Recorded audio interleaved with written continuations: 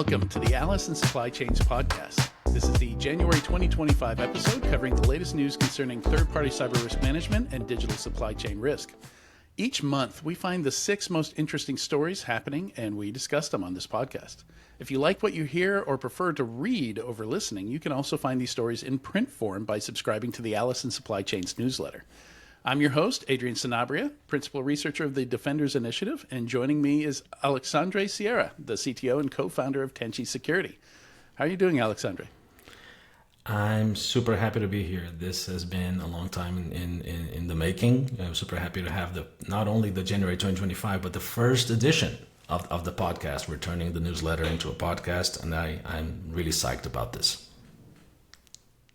Yeah, me too. I love creating podcasts. I love every part of it, the editing, putting it together, the planning parts. It's a lot of fun for me, and I spend a lot of my time doing podcasts, and I'm thrilled to get to do one with you, Alexandre, because we often talk about a lot of this stuff.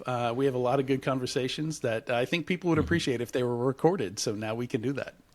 Hey, let's A/B test this. Let's see how many subscribers we get. I'm looking forward to this. The newsletter, we've been surprised. We have over 14,000 subscribers already. We've been running it for about a year and a half. We never expected it to be so successful. So I think we kind of hit a nerve there. Third-party cyber risk management is becoming a very relevant subject. And I think the approach we took, which was to not make this about us, not make this about Tenchi or our product, but talk about concepts and a curated set of news that people working in this field can use to divulge internally, to just learn and be informed, really worked well for people. And this is the same idea we're going to bring here. Yeah, so and kind of, to that point, my first section, I put together a section for the podcast here called Vibes, to kind of touch on like what is the general feel in the industry. And since we're doing this once a month and we've got a new president coming in here in the US, the vibes could change very differently between today, which at the time of recording, I think we're 3 days before inauguration and 2 days before TikTok gets banned. So I'm sure that a lot of news is going to happen between now and our second episode. Absolutely. Yeah. So not much will change, right? I mean, we might be invading Greenland. I don't know what's happening. There's some wild stuff in the news. I saw yesterday Venezuela wants to take over Puerto Rico, which, I personally have a problem with. I still have a lot of family there. Yeah. I mean, as a general rule, countries should stop talking about invading other countries. I think everyone would just be happier, and we have enough stress in our lives working in information security, right? It's not exactly the most stress-free occupation you could have, and then having to add like countries being invaded on top of that. Can we just all agree to stop invading other countries? Too much testosterone in politics, I think. I was kind of looking forward to getting our first female president, but I guess that's going to wait. So, all right, and politics, unfortunately, are on the docket as our first story is about Chinese hackers being deep inside America's telecoms, which I don't think surprised anybody in the industry that China was able to do this. We've been seeing black hat talks and DEF CON talks about how easy it is to get into telecoms and the special tools that telecoms have for managing handhelds and cell towers and things like that. SS7, I think it's called. Like I've seen so much stuff on that over the years. So the fact that China's deep in, I think 9 telecoms was the last count that I saw. Not a huge surprise. And, I don't know how we can even kick them out in a short term. But what are your thoughts on this? Were you surprised? Not at all. I worked inside of a telecom company in Brazil a long time ago, and actually was part of like risk management for their rollout of 3G of all things. So the gray hair is showing up here. So SS7, funnily enough, is called Signaling System 7. So you can only imagine how horribly insecure the previous 6 iterations were. So telecom companies are one of the hidden third parties that people tend to forget about when they're talking about third party cyber risk management. There's a lot, like we talk a lot on the newsletter about the travel industry, for example. And the problem is one of the reasons why it's often forgotten is because people assume, like, think about telecom and they're thinking about the data exchange. And it's easy enough for a company to use VPNs and encryption and kind of not care or care less about data being intercepted at the telco. But people forget that companies themselves and their executives also have contracts for mobile phone operators. And that's where the security levels are way inferior. And you have a lot less tools at your disposal to protect yourself. And so even if you had magic secure phones that you gave every executive and said you can only talk to each other through those phones, they're talking to customers. They're talking to prospective employees. They're talking to partners, probably over insecure phones. And if they're carrying their personal phones around, the telco is now looking at their personal communications, is able to monitor their geolocation based on which cell towers they're close to. And actually the FCC very recently, I think it was in March of last year, fined T-Mobile, Verizon, and AT&T for selling that data illegally without getting proper consent, right? So yeah, almost 200 million. Right, and it's a lot of money based on that. SMS off data goes through that SS7 protocol that we're talking about, which is not encrypted. So there's a lot to be worried about. And if you think of telcos as third parties, there's a lot of obsolete infrastructure there that it's not easy for you as a customer because they're so large, the telcos, that you don't have a lot of pressure. You don't represent a big percentage typically of the revenue to start demanding those things. And for telcos to fix those problems, it would probably take billions, right, to replace a lot of legacy infrastructure, which is also my point. We see a lot of piecemeal banning of like Huawei or other, and I understand and respect TP-Link. Talking about TP-Link. Mm-hmm. But what about the legacy infrastructure that telcos had from companies that don't even exist anymore? Devices that are EOL'd, right? Because there was a lot of talk online about legal intercept being involved here. I think people had a bone to pick with legal intercept and used this opportunity to talk about it. But to be frank, we know from recorded future, they were not the main targets. You don't need to hack into lawful intercept systems to be able to capture the same kind of information that lawful intercept systems are capturing and get the metadata or even the actual communications data. There's a lot of ways to hack into telco infrastructure. And so I think people are missing the point a little bit on this. Like lawful intercept is kind of a necessity, and then you need to have controls around it, but to try to imagine a world where they don't exist, it's just ludicrous. And there's a lot more to think about when you think about securing the telco infrastructure. Again, starting with minimum security controls, starting with you cannot use EOL hardware that might have a lot of vulnerabilities that no one ever produced a patch for, right? Right. Yeah, and it's one of the other things here that's interesting is you mentioned the bans like Huawei. So there was a batch of money to replace for telecoms and other organizations to rip and replace Huawei. That money ran out, and we never finished ripping out the Chinese hardware. So even that, when we ban something like there's not really the follow through we need there to make that stick or to make it have any kind of impact. And same thing with TP-Link here. That's a consumer device mostly. They do have enterprise gear as well. But I don't know what kind of impact you're hoping to have by banning it. There's already so much of it just spread everywhere. It would be, I think, impossible to replace. Yeah, it's you see a lot of things being done with a lot of concern around how this looks, about the optics of it and the message you're sending. So there are geopolitical aspects to this, there are economic aspects to this, but proper cybersecurity risk prioritization, clearly not the priority in a lot of those decisions here is what I feel. Because again, there's 1,000 ways in which a telco can be compromised, starting with phishing, which was one of the ways in which those telcos were compromised, according to some reports, legacy infrastructure, things being exposed to the internet that shouldn't be, a lot of stuff that is super, we say basic hygiene, but we know how hard it is to do with legacy, large, complex environments like telcos, and a lot of effort could and should be put into that. because these are the kinds of third parties that customers alone will not be able to pressure into making those changes.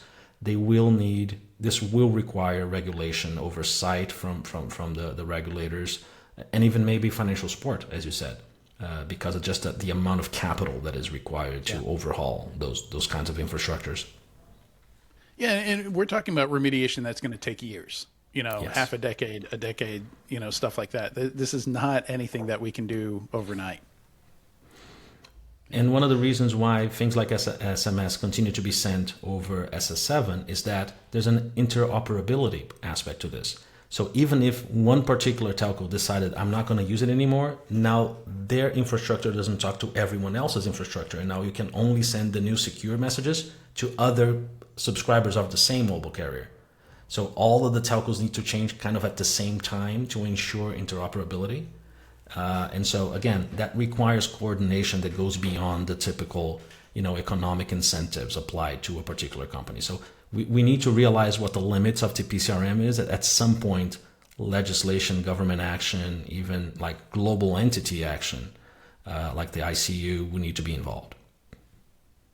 Yeah, it was strange seeing the FBI recommend that we needed to encrypt our communications, that we needed to use Signal. That was definitely a 180 for the FBI that we're used to. How times have changed, right? Yeah. All right. Let's move on to story number 2 here. So the headline here is that an incident with a vendor called Beyond Trust. The name is a little ironic given what happened here. Hit the U.S. Treasury, including other customers, but the fact that the U.S. Treasury was one of the impacted customers really blew up this story. So yeah, they have a product called Beyond Trust Remote Support. So I dug into this a little bit. So it's something equivalent to like TeamViewer or AnyDesk. It's something support folks would connect to see somebody's workstation or something like that. But basically giving you full access to employee devices for support reasons. And yeah, this kind of reminds me of the telecom thing, where one of the things I heard is like a single admin account had access to like 150,000 devices at the telecom or something like that. And here, the way it's described, it's a single API key that gave them access to multiple customers. And we saw this again with Microsoft, where Microsoft intended, the big breach that they had a couple of years ago now, to do away with those kinds of broadly accessible API keys and have, smaller ones. I don't think it's unreasonable to have an API key per customer, right? Having anything with that broad an access to people's infrastructure is just an accident waiting to happen, I think.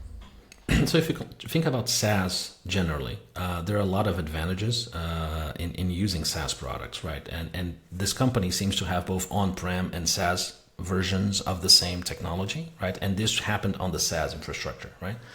And when I talk about SaaS, my first talk on DEF CON Cloud Village was about that very fact, like that when you use SaaS, especially if it's SaaS, that's going to have a lot of access to your on-prem environment or to your data, right? So, for example, you have a SaaS IDP like Okta, right? Or even Azure AD, or if you have a SaaS management center for your endpoint security solutions, or in this case, if you allow remote access to desktops, to servers, I mean, how much privilege can you be, right? Someone that hacks into this could potentially gain access to every machine on your environment that you're remotely managing through this technology, right?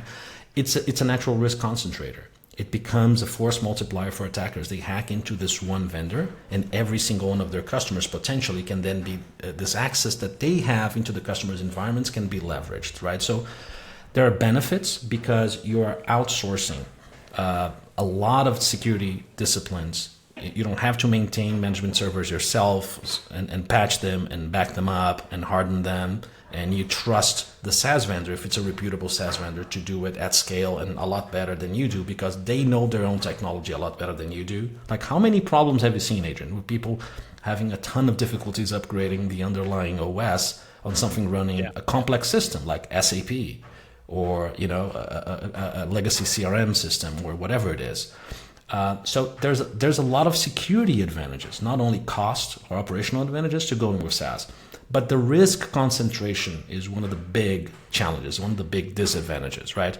Again, it's a force multiplier for attackers to paint a huge target on those companies' backs, right? And I think that's a little bit of what you talked about.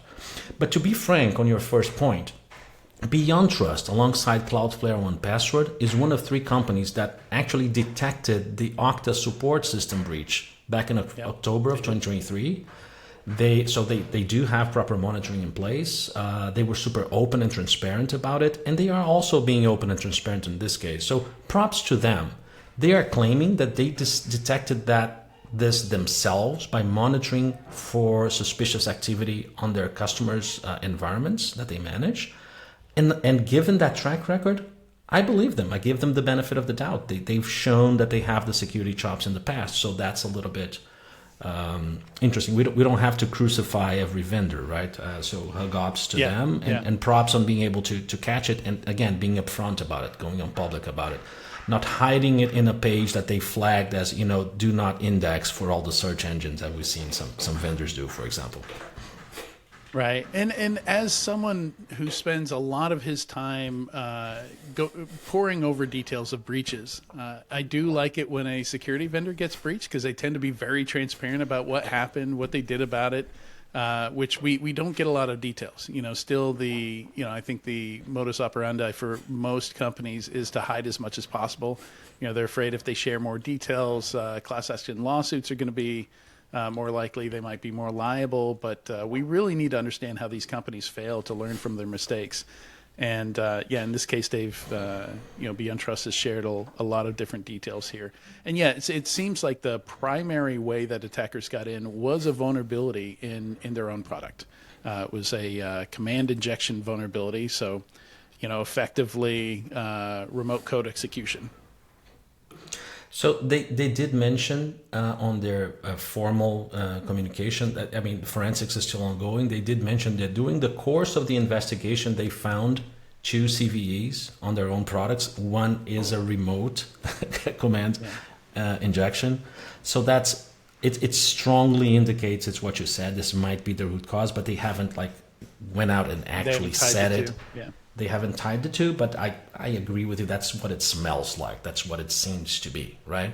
And the other thing is, you mentioned an API key, right? Since this is a SaaS offering, one of the things that could have happened is maybe this was not a key to their own product. It was a key to their cloud infrastructure, assuming they were running on AWS, for example. Something like someone found a way to abuse a vulnerability in one of their customer instances to get cloud infrastructure keys. For example, you see the instance metadata service on AWS can be abused for this. We saw that on the Capital Breach incident, for example. That's one way in which the attack started. And then you could exploit those keys on the cloud infrastructure to move laterally and gain access, right? We don't know, as far as I can tell, who did it, if it was targeted or not. They mentioned that only a few customers were impacted, but they're not clear, so we don't know who the attackers were, how sophisticated they are, but it's a technique we see often. And again, since this is a product that exists both on-prem and on cloud, it would stand to reason that they're running this on infrastructure as a service. It's not a cloud native service. They would be running this on EC2 instances. I don't even know if they use AWS. I'm just giving AWS examples because it's what I know, right? But that could be, this is all educated guesses, but this could very well be what happened here, right? And this is something that really bothers me a little bit about some of the work that people do on third-party cyber risk management. A lot of the tooling, a lot of the questionnaires, a lot of the auditing that goes on. People forget the infrastructure as a service, the platform as a service, or the software as a service, like the IaaS, PaaS, and SaaS security of their third parties, because it's harder to evaluate with the existing tooling. Most auditors don't have the chops to go in and look at that. And we see it being involved in breaches at third parties that impact the first parties a lot. And this seems like, again, we're not sure, but it seems like it could be the case here again. Yeah, if only there was a product that could analyze some of that data hint. for the first party.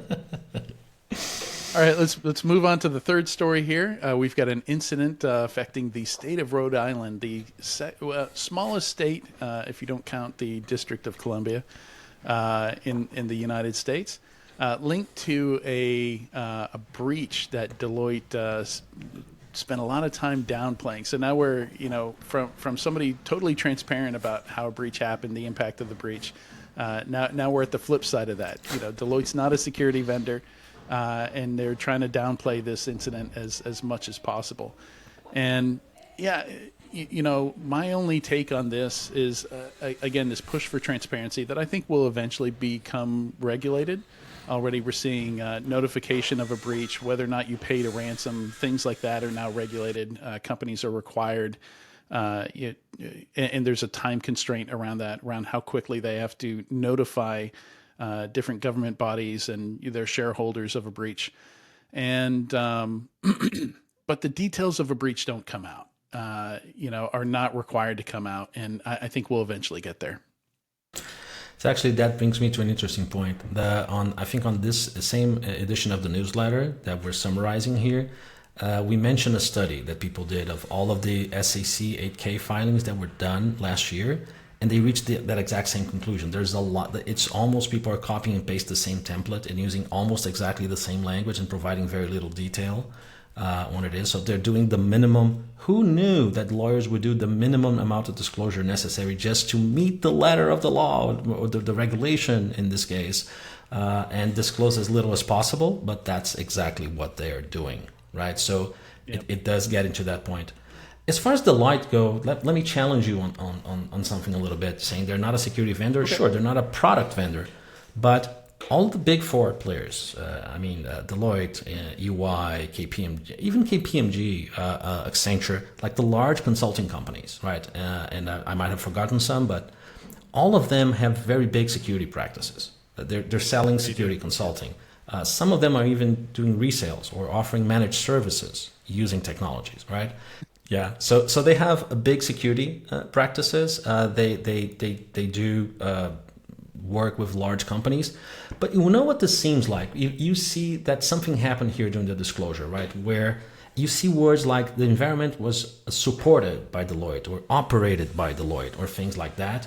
So here's what I read from all of this. Again, we don't have exact confirmation. No one has come up with a contract, or at least I haven't seen it. But it seems like this might have been something like a legacy system that the government of Rhode Island developed, operated, I don't know how many decades ago. And they outsourced the IT operations of that system to Deloitte, because that's something else that those companies do a lot of. Like if you have an existing infrastructure, you can outsource your IT department, your production, your database maintenance, whatever it is, to companies like Deloitte. And so we don't understand from the outside what the shared responsibility model was, so to speak. For example, it might be that Deloitte found a ton of security problems, but it's not their remit, right, to fix them. They would need the government of Rhode Island to authorize them or to make the investments necessary to change code or to change the infrastructure. They might not even be allowed to comment publicly on it, because they're just operating the infrastructure, they don't own it, and a lot of those contracts have NDAs, etc. So I feel like in this case, it's very different, because they're not a SaaS provider that developed, maintains, operates, and is entirely responsible for the thing. This is a very different responsibility model, and it might be that a lot more of the blame lies with the customer than with the third party, right? From what I've seen so far. Like Deloitte initially was listed by the ransomware actor in this case as having been breached. Like I said, we stole X amount of data from Deloitte, and you see them squirming on their public communication to say, look, our own systems were not compromised. It was data from one customer outside of Deloitte's corporate network, right? Mm-hmm. To make sure other Deloitte customers were not worried that their data, their confidential emails, their audit reports, had not been compromised. So it seems like it was this one single tenant environment where they outsourced the operations, and we don't know if the thing that was exploited was a pre-existing flaw on the infrastructure that belongs to Rhode Island, or it was a flaw with a third party, to be frank, from the information that became public. The only thing we know is that the ones that lost something here were the people. Like a lot of PII was there, banking information, social security numbers, a lot of data was leaked. And it's going to bring a lot of pain to the residents of Rhode Island that are not only the services that the benefits that this system offers have been taken offline on purpose. Apparently, the data was not encrypted; it was just stolen. So it was not double ransomware; it was just data theft, and then a ransom based on that. It seems that the system was taken offline on purpose. At least that's what the public statement was. But still, it's the consumers at the end of the day that are losing here. Yeah, and it's just one thing to add before we move on to our next story. You make a good point that usually when early reporting comes out, it's almost never the full story. In fact, like with Equifax, I think it was 18 months before we got the full investigation, full description of what happened, how it went down, and so that's we're all kind of quick to look for a villain, look for somewhere to point a finger, someone to be angry at. But that's a good point to keep in mind, is that we might not actually know who that villain is for months or years after some of these incidents have occurred.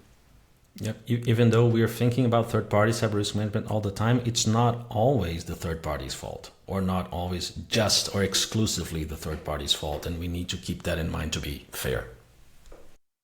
This episode is brought to you by Zanshin, the innovative SaaS solution for third-party cyber risk management that's disrupting the market with a cooperative, continuous, and comprehensive approach.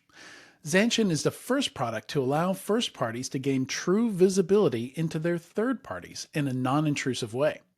Gain a deep understanding of how secure your third parties are in key areas like cloud security, endpoint security, IAM, and at-risk encryption. Visit Tenchi at tenchisecurity.com to schedule a demo or free trial and see for yourself how enterprise customers are able to reduce third-party risk by 80% or more in just a few weeks. So moving over to story number 4, we've already discussed this somewhat. The U.S. government banning China Telecom. We didn't mention that before, but we did mention TP-Link. So these things haven't. China Telecom, I think, maybe has already happened. TP-Link, I think, is up for debate still. I don't think that's actually passed yet. And we accuse China of. Or China accuses U.S. of hacking, so that's interesting. Right? Okay, like what are we even doing here? Yeah, like, of course the U.S. is hacking stuff. Of course China's hacking stuff. Everybody's hacking everybody's stuff. Right? That's an open. That's not even a secret. And that's fine. I mean, in the geopolitical sphere, you expect countries to be doing intelligence work. And right now, the way the world is in 2025, that involves hacking as well, but for intelligence gathering, right, purposes. And that's what most of the civilized world does. Like, you're going to hack into places and you're going to try to be non-destructive. You're going to try to collect and restrict the consequences of what you're doing, and do intelligence collection so that you can understand what governments, what companies and other countries are doing that might impact your national interest. That's fair game. That's how the game is played. People used to do this and continue to do it with human intelligence and a variety of methods, and cyber is just one other way of doing that, and that's legitimate, right? I think the concern becomes especially when you think about what people call pre-positioning. Like, companies are either getting initial access and maintaining it, or compromising equipment from the very beginning, even at the manufacturer level, because that's the concern. There are laws in China that would allow, or the PCC.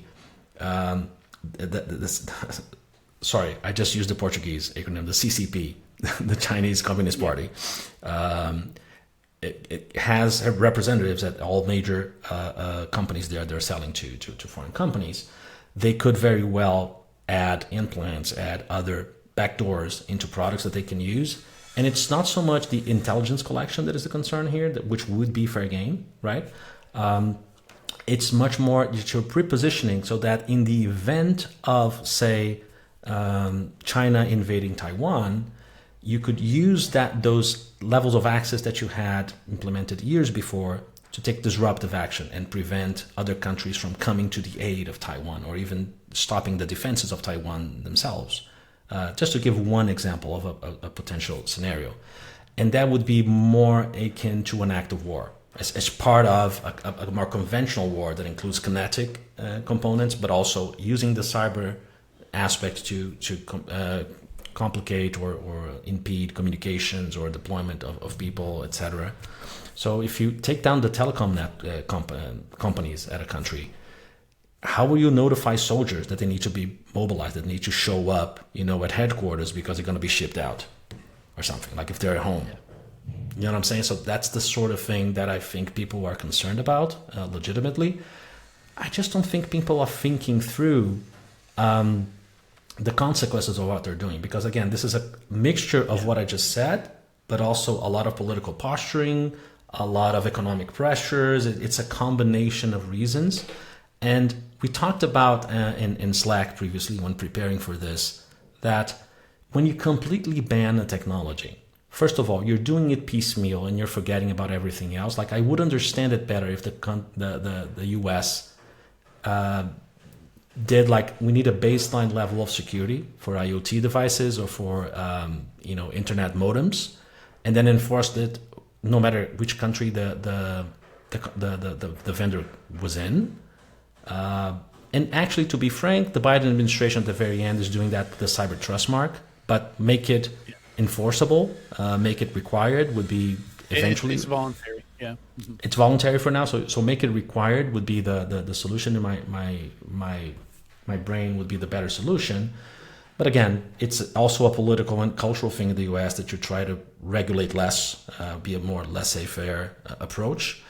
But one of the consequences of completely banning the company is that you lose any and all leverage you have on them.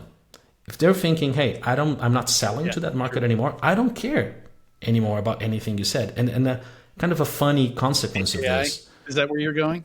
DJI, man. So the drone maker DJI, which is also Chinese, apparently was banned as well. So you know what they did? On the latest firmware updates, they removed the feature that they had implemented on the request of the US government of no-fly zones. Like you couldn't fly a drone over an airport or over the White House or over, defensive facility, like army installations or whatever it is. The software wouldn't let it physically go there, right? Now that restriction's gone. Now you can fly a DJI drone over an airport because now they say we have no reason to bloat our software with that anymore since we're not allowed to sell into the US anymore. But then there are how many millions of existing drones that people already bought before the ban now become potential weapons or sources of issues. And did you see that a drone, within weeks of them doing that or days of them doing that, a drone crashed into a plane that was fighting the fires in Los Angeles? Right? So actions have consequences. You need to game theory the hell out of this. You can't just start banning things, willy-nilly and expect no repercussions. You need to think about your opponent's next move. People keep telling cybersecurity is an adversarial discipline. We need to keep that in mind when we're regulating. Regulating is hard, so we need to do it well. Yeah, I most of these bans just seem political to me. Like they're not supposed to have any real impact on safety or security or anything like that. It's more of a shot over the bow type of. But I don't think any of it's going to hurt China. I think it's most of these bans are just hurting us at the end of the day.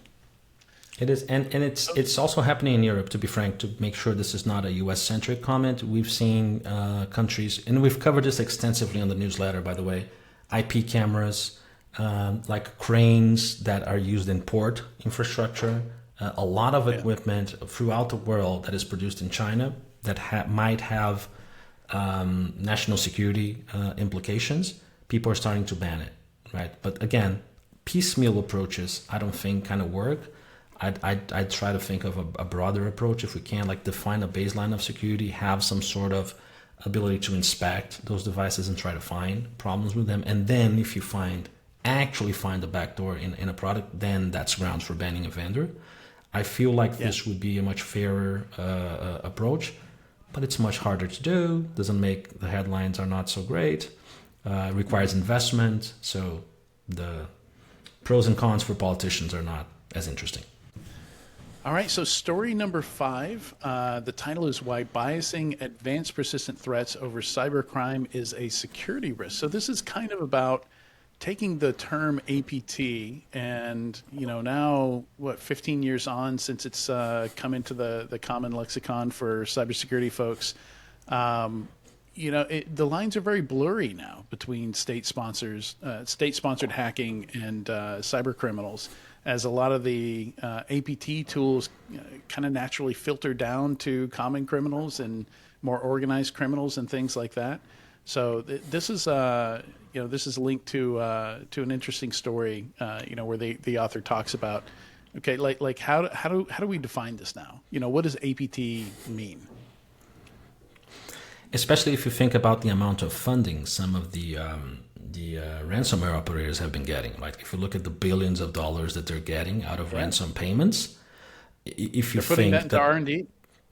Right, and so they're more than capable of matching and even surpassing, depending on the country, the capabilities of APTs that we used to worry about, because of just how much money they're making, how much they're willing to spend on research and development, as you said, on recruiting the best talent. They've become, again, it's not called organized crime for no reason, right? So they actually are running like companies. They have HR departments. I forget the ransomware operator that someone got angry and hacked them and leaked all their internal communications. Like we could see the day-to-day life of those people discussing, like, I need to acquire hardware from a security vendor because I want to test if my implant or my attacks will work against them. We're having problem retaining the staff or recruiting people. We're having to pay them too much. Like, that's very familiar. Those discussions are very familiar to an entrepreneur. So you kind of understand, and the level of funding they have. Like, I wish I had their level of funding, but not for the same reasons, but I wish I had that level of funding that some of those ransomware operators have. So the capability is there, right? And even sometimes they are the APTs. We see that a few countries. So for example, North Korea, we know, are partially funding a lot of their government by stealing cryptocurrency. There's no secret. So the APT is the cybercrime, right? They're not doing intelligence gathering. That's what the APT is doing. They're getting money. Russia seems to treat, as far as I can tell, a lot of the ransomware operators kind of a national reserve of cybersecurity talent. They tap into them when necessary. So it's like they condone the activities as long as they don't attack companies on their... It's a tool.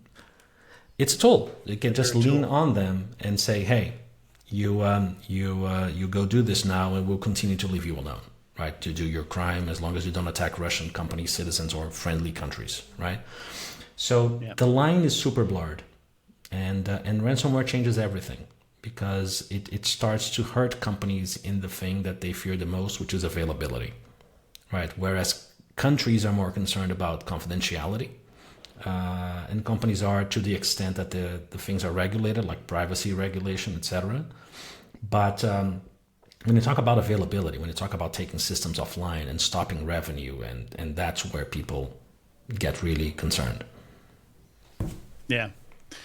Yeah, and this is Selena Larson from Proofpoint is the author of the story, and one of the points she makes here is that because a lot of cyber threat intel researchers come out of IDF 8200, NSA, these government roles, they tend to over focus maybe on state hacking and not enough on the actual types of threats that businesses are going to see. So that's where the term biasing comes from in the title here. Biasing APTs over cybercrime is that the cybercrime is the much more likely threat to both hit you and to disrupt you. All this China stuff we're talking about, China's not taking down telecoms. When China hacks something, they gather information. They don't damage it. They don't destroy it because that would be counterproductive to their goal, which is just to monitor things, to gain some kind of benefit from that intelligence. So arguably, the more damaging stuff, the direct losses, the cybercrime causing direct losses to organizations, taking down their operations and stuff like that, isn't focused on as much. At least that's her thesis here. And that's fair. A lot of the companies that those analysts work at make a lot of money selling to the U.S. federal government or the Five Eyes governments, and that's why they're focusing on that. They're marketing to their audience, so to speak. And also, I think like we have a shiny object syndrome or recency bias thing going on in cybersecurity marketing. So the big incident du jour is the thing that keeps people, everyone starts paying attention to this.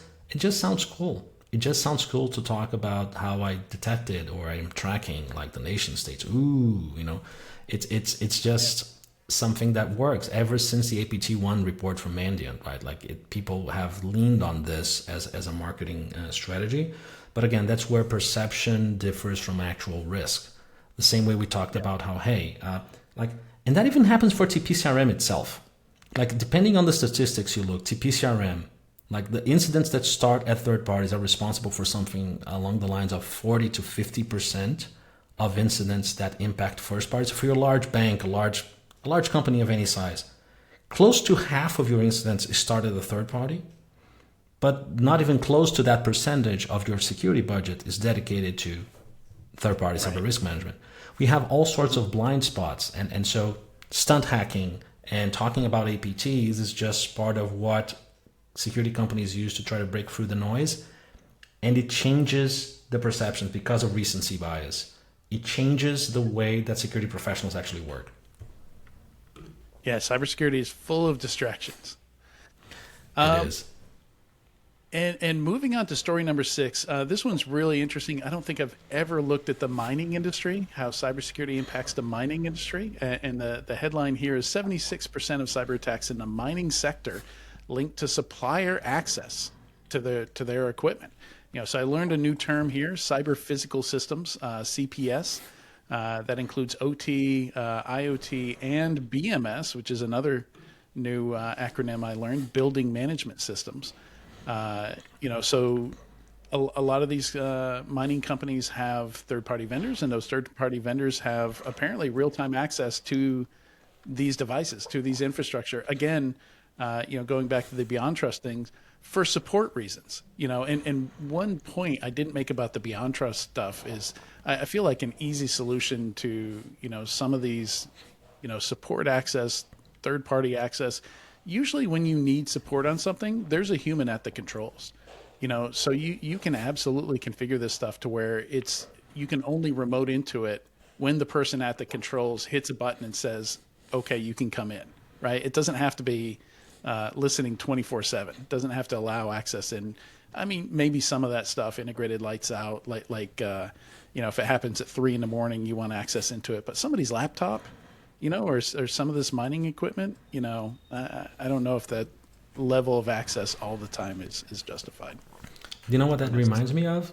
The Target breach, where there was a company that was doing HVAC maintenance, and they had remote access to be able to monitor or service the equipment. And in this case, we're talking about large, expensive equipment that if they don't work properly, they can stop the production of a mining company. And that's where the pain is. Like if you stop digging, if you stop, processing the stuff that you're going to be selling, then that's loss of revenue right there. So I understand why those companies would have some form of remote monitoring. As you said, there's a lot of architectural ways in which you can make it less risky. A lot of those companies are not being pressured to implement them. Those markets tend to be highly concentrated because those equipments are very expensive. They are very producing them, researching them, developing them is very capital intensive. So you tend to have very few options to buy from. Like how many companies sell gigantic mining rigs? Like maybe a handful. So again, the kind of leverage that the customers have on their vendors to require them to follow proper security processes in developing their products is hard, but it has to be done. Medical devices is also the same, right? A lot of legacy technology, right? And I think, again, there needs to be a push from regulators on this, and maybe customers need to get together and do joint pressure on their vendors to get them to act. But the thing that really struck to me on this is, and it's even worse than what we said before, 76% of companies had a cyber attack originated due to a third party having access to the CPS. 76%. This is not a TPCRM for those companies is not a minor concern that you can just allocate a couple of people to, but then go spend 99% of your budget on the shiny new anti-APT thing. This should be one of your top concerns. But I would be hard-pressed to find a CISO that lists TPCRM as one of their top 3 things they're concerned about. Yeah. Right? But name me one security discipline that can help you address 40 to 76% of things outside of IAM. Because the other thing that this reminds me of is that if you look at the DBIR, like every year, if you talk about the number of hacking incidents associated with IAM, it's always hovering on the high 70%, like 78%, 77%, right? And then when you look, yep. And then you look at the tooling and the methodologies we have to doing TPCRM, how deeply are we looking into the IAM practices of our third parties, right? Outside of having a question on a questionnaire saying, hey, do you have an IAM policy? Does it require 2FA? Oh, I need evidence. Send me a copy of the policy. Really? Really? That's the best we can do? Yeah. The telecom thing. One administrator has access to 150,000 devices. I only have to compromise one person to compromise your entire. Well, okay. Like that's convenient for the attacker. Right. So it all, and to be frank, maybe it's not even TPCRM, because what I think is not clear here is how much of that would be IAM problems at the vendor's premises, which is a big problem. I tell you, we see incidents revolving around that a lot, or how many times it's more of an identity management problem where you grant access to your own systems as a first party to a third party, like a consultant or a company that services your infrastructure, but then the contract ends or an employee of that third party is let go and you don't remove their access, or you never remove their access, or you over-privilege their access, right? So there's part of it here that might be TPCRM focused, the solution, but there's also part here that's just good identity management and IAM practices on your own infrastructure as a first party, right? TPCRM is not a panacea, but it's a huge part of the problem as well. Yeah, and I think there's some shocking stats that came out of this report here, as if 76%, originating on with a third party for cyber attacks isn't shocking enough. Only 43% said that they are confident they understand all their third-party connections into their cyber physical systems. So a little under half are confident that they even mapped out who has access to their stuff. 29% said recovery took a month or more. 53% of respondents paid ransoms of 500K or more. We're not even talking, there's not even a stat of whether or not they paid the ransom in this report. There's only stats on how much they paid on the ransom. They paid the ransom, Adrian. That's that most of them are paying ransoms. They paid the ransom. If it stopped their production, if you're a mining company and you're not mining, you're going to pay the ransom, right? So that's why there's no stat on it. Joking aside, I mean, is most often the most logical thing to do if you are the company affected. But let me share a little story here about the fact that people don't know what the scope of their third parties are, and something that's maybe more actionable for TPCRM folks listening to the podcast. We implemented a feature in our product that allow you to kind of categorize the third parties, to tag the third parties. And the way we recommend customers use that feature is to say, hey, document here what kind of data do you share with that third party. Maybe you add a PII flag if you're sharing, or a customer PII flag, or employee PII flag, or CHD for cardholder data flag or something. Or tag them to say which business units or products from your company. Like if I'm a bank, does this guy support loans? Does this guy support credit cards? Does this guy support my internet banking infrastructure? Like categorize them so we kind of have a grasp on how critical they are to the business. And it's one of our least used features because the TPCRM analysts typically don't know any of that They don't have a copy of the contract. They don't understand the project context in which those third parties are being brought in. And that's a big problem, because if you don't know what the actual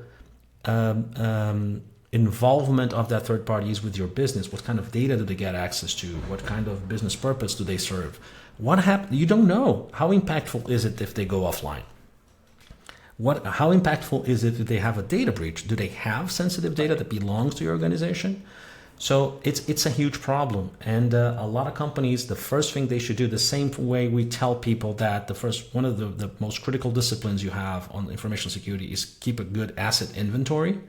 You need to have a third-party inventory that is focused on risk, that you understand, again, what kind of data do they have access to? Are they interconnected with your infrastructure?